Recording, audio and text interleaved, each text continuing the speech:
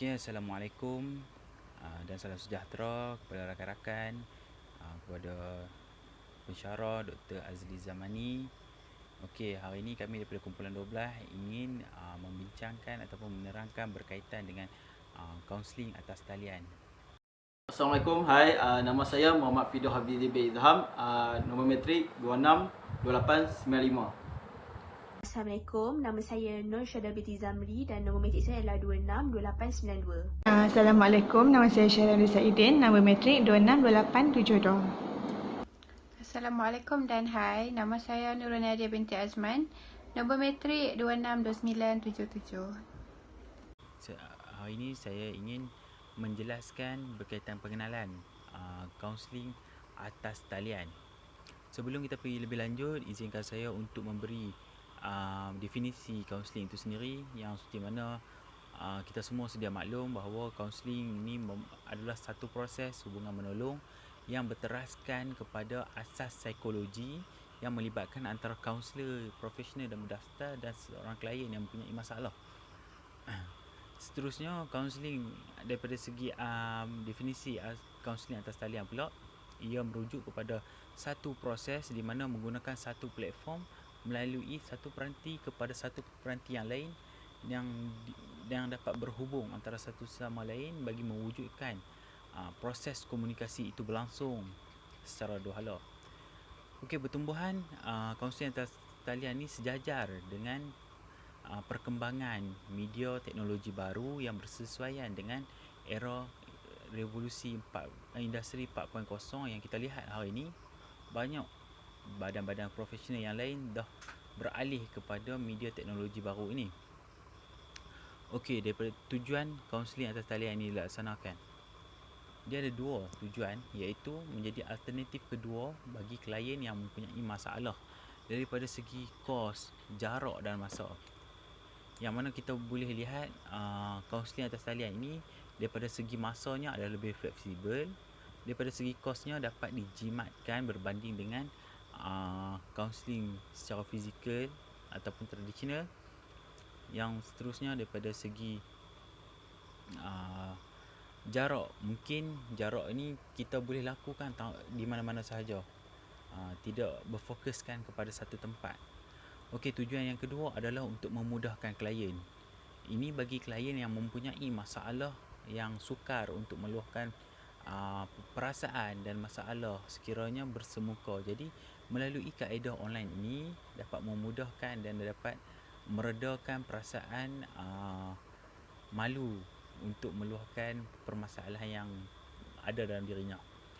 Okey, dan seterusnya adalah ciri-ciri. Okey, dia mempunyai dua kaedah. Ciri yang pertama, konsep ruang sembang atau menggunakan email. Jadi kaunseling atas talian ni, yang pertama, ciri atas talian menggunakan email, yang mana kaunselor menyediakan satu alamat untuk mengajukan soalan. Jadi klien-klien ni boleh mengajukan soalan kepada alamat email tersebut untuk kaunselor menjawab semula. Dan yang kaedah yang kedua adalah pertemuan bersemuka dari atas talian, seperti penggunaan Webex, Zoom, Google Meet dan sebagainya. Proses ini melibatkan pertemuan dua hala itu berlaku dan komunikasi itu lebih berkesan dibandingkan dengan kaedah yang pertama tadi, yang mana proses ini kaunselor dapat berhubung dan berkomunikasi secara bersemuka tetapi dengan kaedah dan jarak yang berbeza. Okey, itu saja daripada saya. Sekian. Okey, settle benaran. Aduh, part etika limitasi proses ni pula tak tahu nak cari siapa. Rekod Hafizi tengok lah ni. Tak tahu Hafizi.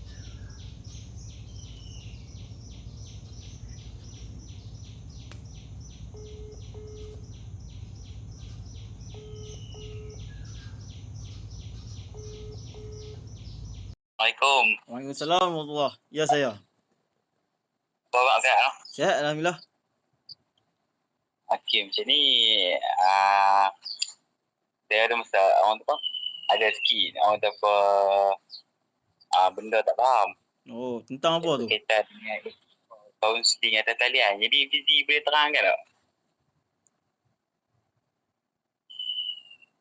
Fizi boleh terangkan tak pasal etika atas talian ni? Kaunseling atas talian. Etika. Okey, tak ada masalah. Berkaitan dengan etika tu memang saya bolehlah. Adalah ilmu sabar sikit berkaitan dengan etika kaunseling atas talian. Boleh, tak ada masalah. Saya akan teranglah. Berkaitan dengan etika kaunseling atas talian. Terima kasih. Kalau boleh terangkan tu okey lah. Bagi sikit apa pemahaman kat saya kan. Boleh. Kemajuan teknologi maklumat membawa perubahan di dalam segenap kehidupan manusia. Dalam bidang kaunseling, perkara sama turut berlaku. Lebih-lebih lagi, negara sedang menghadapi wabak COVID-19. Oleh itu, perkhidmatan e-kaunseling ini telah mendapat sambutan. Tetapi, sejauh mana perkhidmatan ini memberi perkhidmatan kaunseling yang sebenar walaupun melalui medium internet tidak dapat dipastikan. Bagaimana klien dapat memastikan mereka mendapat perkhidmatan yang berkualiti dari kaunselor bertauliah. Oleh itu, pengiktirafan merupakan satu-satunya cara bagi memastikan perkhidmatan kaunseling ini setanding dengan perkhidmatan kaunseling bersemuka. Terdapat beberapa pertubuhan kaunseling dan psikoterapi dunia telah mengiktiraf perkhidmatan kaunseling dengan mengeluarkan etika dan garis panduan untuk tujuan kawalan dan penyeragaman, iaitu ISMHO, APA, MBCC, BACP dan Lembaga Kaunseling Malaysia. Khususnya terdapat beberapa garis panduan yang perlu diambil perhatian berkaitan dengan kaunseling di atas talian ataupun e-kaunseling, iaitu kerahsiaan, pengenalan diri kaunselor dan klien, kompetensi, pengecualian klien dan mengekalkan hubungan kaunseling secara atas talian. Akan tetapi, saya akan menerangkan 3 sahaja, iaitu kerahsiaan. Kebocoran rahsia sangat membimbangkan klien. Kerahsiaan juga adalah asas kepada pembinaan kepercayaan di antara kaunselor dan klien. Tanpa kerahsiaan, proses kaunseling tidak dapat berjalan dengan lancar. Kaunseling yang dijalankan secara atas talian tidak melibatkan pertemuan bersemuka di antara kaunselor dan klien. Hal ini dilihat bahawa jaminan kerahsiaan tidak dapat dipastikan. Oleh itu, kaunselor perlu menyatakan kod etika berkaitan kerahsiaan di dalam laman sesawang miliknya dan klien juga perlu dimaklumkan untuk mengisi borang permakluman bahawa sebarang perbincangan yang berlaku adalah rahsia. Manakala mengenai pengenalan diri kaunselor dan klien pula, ada beberapa kaedah kaunseling secara atas talian sama ada kaunselor boleh berinteraksi dengan klien di atas talian berbentuk bersemuka ataupun tidak. Dalam berinteraksi dengan klien di atas talian dalam bentuk bersemuka ataupun tidak, keadaan tidak bersemuka perlu memastikan maklumat yang diberikan tepat. Dalam keadaan maya, klien tidak dapat mengenali kaunselor dengan terapat. Begitu juga sebaliknya. Wujud juga kemungkinan klien ataupun kaunselor bukanlah orang yang sebenar ataupun menggunakan nama samaran. Bagi memastikan perkara ini tidak berlaku, kaunselor dan klien perlu mengikut kod etika penggunaan e-kaunseling. Kaunselor perlu memberi tahu maklumat yang lengkap tentang dirinya, begitu juga klien. Mungkin mewajibkan klien mendedahkan nombor kad pengenalan diri juga sebagai salah satu langkah keselamatan dan pengenalan yang boleh diambil. Manakala kompetensi pula, sebahagian kaunselor memiliki kepakaran di dalam bidang tertentu, sebahagiannya pula lebih cenderung untuk menyelesaikan masalah tertentu sahaja. Dari sudut kecenderungan budaya pula, sebahagiannya tidak menguasai teknik kaunseling silang budaya. E-kaunseling memberi cabaran terhadap keupayaan kaunselor. Mungkin klien yang bermasalah datang dari serata tempat dengan pelbagai masalah dari segi bangsa dan budaya. Keupayaan kaunselor akan lebih teruji. Masalah ini boleh dikurangkan dengan menetapkan syarat dan skop kaunseling yang bakal dijalankan. Walau bagaimanapun, ia menunjukkan kekurangan seorang kaunselor itu. Kaunselor hendaklah menjalankan profesionalnya mereka hanya dalam lingkungan sepadan kompetensi berdasarkan kepada pendidikan, latihan, pengalaman diselia, pentaulihan profesional serta pengalaman profesional yang bersesuaian. Konselor hendaklah memperolehi ilmu pengetahuan, kesedaran peribadi, sensitiviti dan kemahiran berkaitan dengan perkhidmatan yang ingin dijalankan. Di samping itu, sedikit perkongsian berkenaan dengan kod etika kaunseling yang telah dikaitkan dengan 3 perkara yang saya terangkan sebentar tadi, iaitu melibatkan bahagian A, bahagian B dan bahagian C.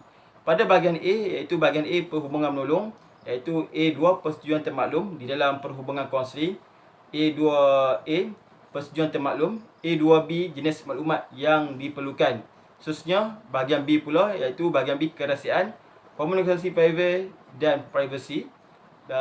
B1 iaitu menghormati hak-hak klien, iaitu B1C menghormati kerahsiaan, B1D penjelasan mengenai batasan. Kemudian bahagian C pula, iaitu bahagian C tanggungjawab profesional. C2 iaitu kompetensi profesional, C2A adalah sempadan kompetensi. C3 iklan dan mendapatkan klien, iaitu C3A pengiklanan yang tepat. C4 iaitu kelayakan profesional. Lepas tu C4A representasi tepat dan benar. C4B tauliah. C4C ijazah pengajian. C4D memberi gambaran kompetensi sebenar. C4E status accredibility program dan C4F status profesional. Di samping itu terdapat kod etika khusus berkenaan dengan aplikasi teknologi, iaitu di bahagian A, iaitu perhubungan menolong, iaitu A12 aplikasi teknologi, iaitu A12A faedah dan batasan, A12B perkhidmatan bantuan teknologi, A12C perkhidmatan tidak sesuai, A12D akses, A12E undang-undang dan status, A12F iaitu bantuan, A12G teknologi dan persetujuan termaklum. Persetujuan termaklum ini wujud 9 perkara yang perlu konselor lakukan, dan yang terakhir adalah A12H iaitu laman web dunia, iaitu konselor yang mempunyai laman web dunia seperti internet hendaklah peka dengan 8 perkara. Okey Azri, macam mana pencerahan saya bagi berkenaan dengan etika kaunseling atas talian sebentar tadi? Faham tak? Oh, Alhamdulillah faham. Jadi orang kata apa, yang Fizi terangkan tadi tu bagi kat saya pemahaman kaitan dengan etika atas talian ni. Saya dah ingatkan apa kaunseling atas talian ni, etika dia tu orang cakap macam tak ada. Rupanya masih ada etika tu, masih kekal. Ya. Oh, okey. Ada tak lagi apa-apa persoalan yang Azli nak tanya saya? Oh, ada. Selain daripada etika ni, proses dia. Macam mana proses kaunseling atas talian ? Oh, proses berkenaan dengan etika ni saya adalah ilmu, tapi berkenaan dengan proses ni saya kurang kemahiran sikit. Tapi tak ada masalah. Saya ada kawan saya yang boleh terang berkenaan dengan proses kaunseling atas talian. So saya minta izin lah, saya call dia.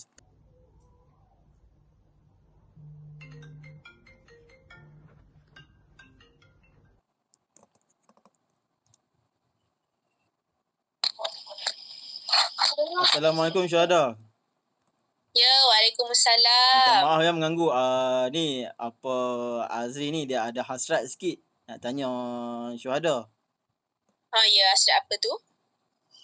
Macam ni, nak tanya berkaitan dengan proses kaunseling atas talian. Sebab saya ada masalah sikit daripada segi proses ni. Saya tak jelas ada macam mana proses perjalanan kaunseling atas talian ni. Di Syuhada boleh terangkan tak? Oh, okey. Untuk proses kaunseling secara atas talian ni, saya boleh terangkan yang setakat saya tahulah. Secara dasarnya, kaunseling secara atas talian ataupun lebih dikenali sebagai e-counseling tidak mempunyai proses atau peringkat yang khusus. Ianya sama seperti sesi kaunseling secara bersemuka. Namun, kebanyakan kaunselor yang menjalankan sesi kaunseling secara atas talian ini kebiasaannya menggunakan proses daripada Bremer pada tahun 1973, di mana terdapat 8 proses yang dikemukakan oleh Bremer. Peringkat yang pertama adalah penyediaan dan kemasukan, iaitu kaunselor perlu mengumpul maklumat ataupun mendapatkan profil ringkas daripada klien supaya mudah kaunselor tersebut untuk membina hubungan dengan klien.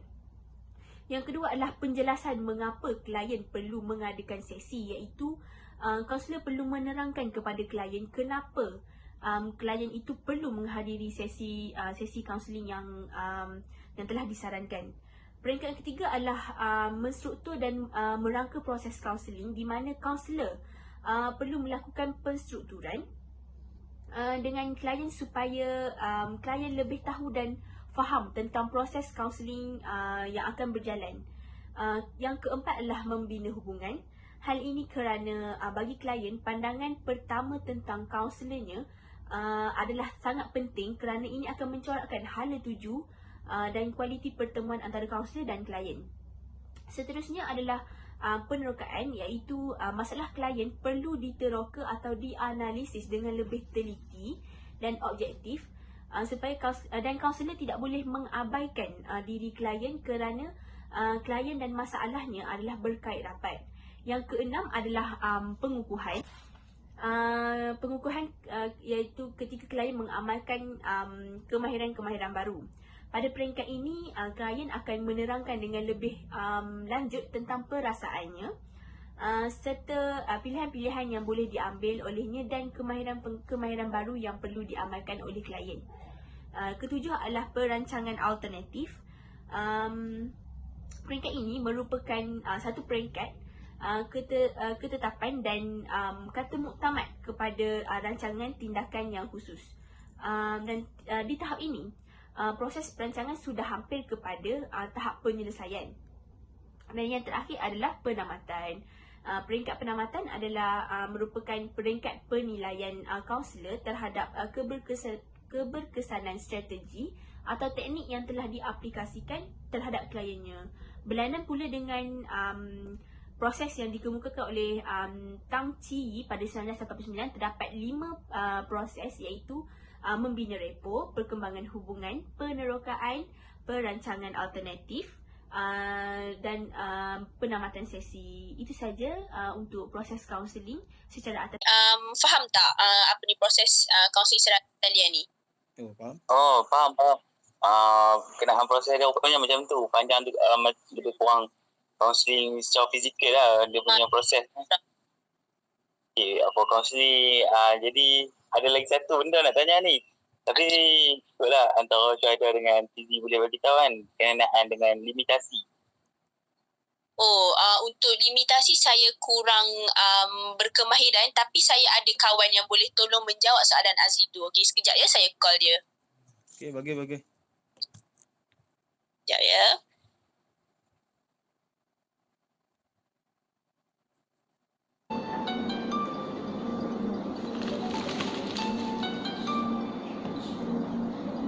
Sudah berapa ni?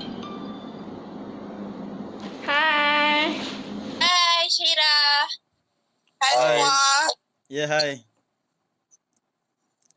Syaira, ni Azri ada nak tanya something ni. Syaira, boleh tak terangkan pasal limitasi kaunseling tertalian? Limitasi kaunseling tertalian.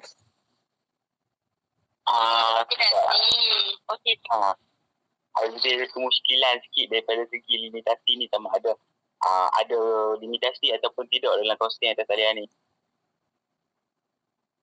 Okey, sebenarnya ada limitasi untuk kaunseling atas talian. Sekejap nak terang. Kita akan masuk kepada limitasi dan kekangan sewaktu menjalankan sesi kaunseling atas talian.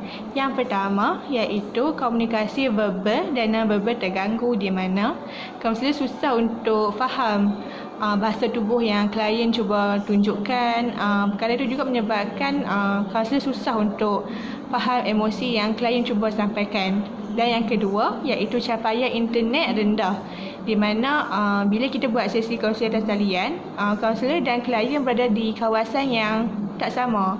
Mungkin kaunselor berada di bandar, manakala klien pula di kawasan pendalaman. Perkara itu menyebabkan capaian internet masing-masing tak sama dan menyebabkan terganggu sewaktu menjalankan sesi kaunseling. Dan yang ketiga iaitu suasana yang tidak kondusif. Bila klien buat sesi kaunseling atas talian, klien akan berada di rumah dan kaunselor juga akan berada di rumah kaunselor sendiri.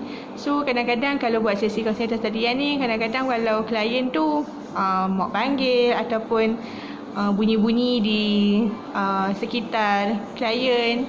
Dan yang keempat iaitu kerahsiaan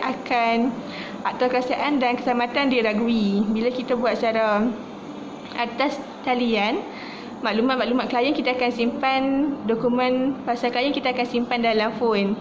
So kita mungkin macam nanti kokok phone hilang apa semua. So keselamatan dan rahsia klien itu sendiri akan diragui keselamatannya. Itu je lah yang berkaitan dengan limitasi dan kekangan dalam kaunseling atas talian. Okey, itulah limitasi yang ada dalam kaunseling atas talian. Hampa semua faham tak? Faham. So ada apa-apa lagi nak tanya berkaitan dengan kaunseling atas talian? Kalau kata ada contoh kes yang berlaku pengalaman kaunseling atas talian ni lagi cantik kan untuk bagi pemahaman tu. Nak contoh lah sebab saya ada kawan dia pernah lah buat sesi kaunseling atas talian ni. Mungkin kita boleh call dia. Sekejap call.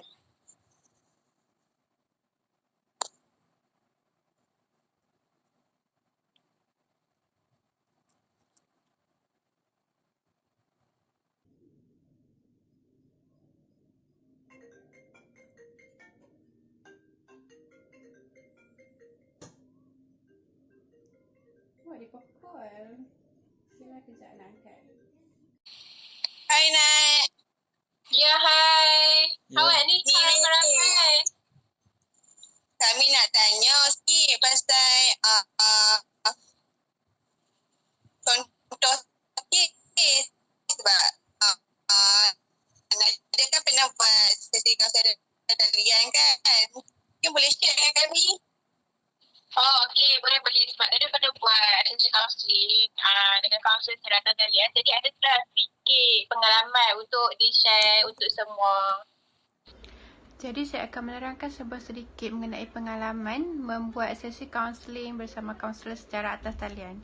Jadi contoh dan pengalaman yang saya hadapi ialah agak sukar untuk saya berkomunikasi dengan kaunselor apabila saya tak dapat melihat ataupun bersemuka dengan kaunselor saya. Jadi kami hanya kontak melalui WhatsApp dan voice semata-mata, dan masa yang ada hanyalah sangat terhad yang mana ada 1 jam untuk menulis, menaik, membaca dan mendengar voice daripada kaunselor serta daripada pihak saya sendiri. Jadi terdapat kekangan dekat situ.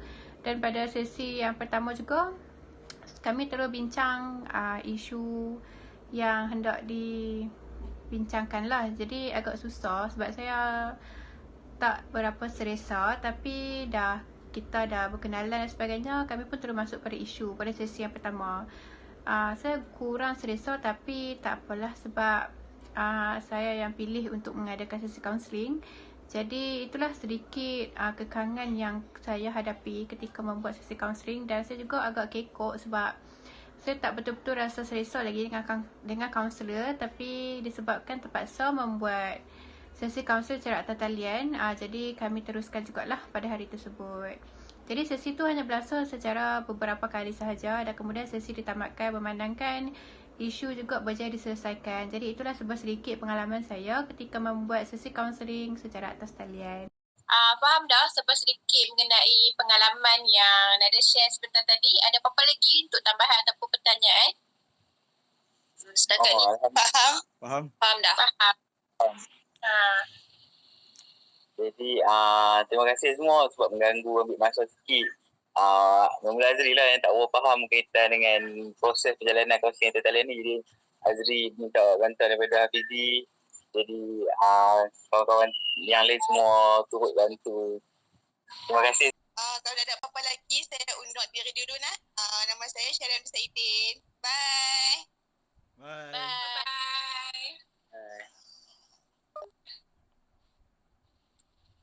Okeylah, kalau tak ada apa-apa juga, saya pun nak undurkan diri juga.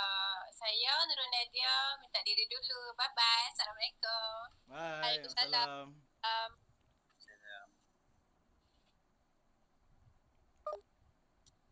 Okeylah, kalau macam tu, kalau tak ada apa-apa, saya Nur Syahdan Binti Zamri, saya nak undurkan diri dulu, okey? Assalamualaikum, bye-bye. Salam, bye.